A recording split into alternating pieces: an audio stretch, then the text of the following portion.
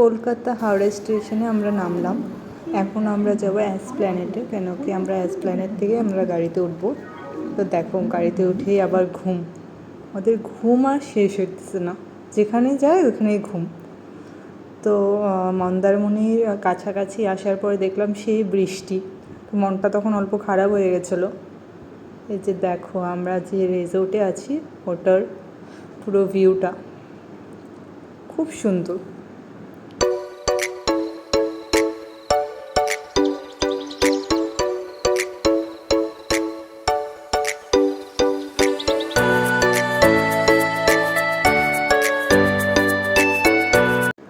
Fresh হয়ে আমরা সমুদ্রের কাছে গেলাম।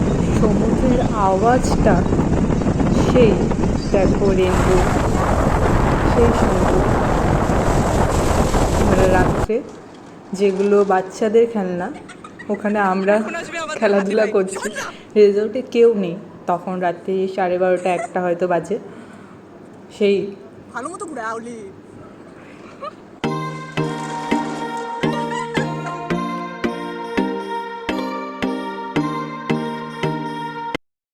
তো আবার ভয়ও পাচ্ছিলাম, এখন যদি দোলনা টোলনা ভেঙে পড়ে যাই তো আরেক অবস্থা হবে, কিন্তু আমরা সেই মজা করলাম।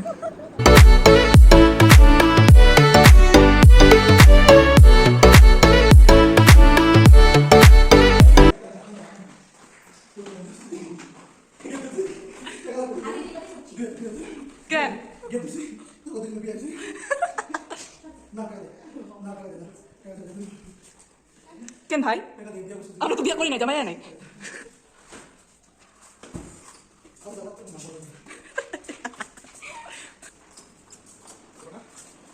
দুপুরের মেনুটা দেখানে মানে ভুলেই গেছিলাম। তো রাত্রে দেখো কি কি অর্ডার করেছিলাম। তো আবার আসলাম আমরা, কেন কি আমাদের মনই হচ্ছে না এই খেলনা, কেন কি এখন কেউ নেই রিসোর্টে। তো আমরা এগুলো করলে কেউ কিছু বলবে না। তো দেখো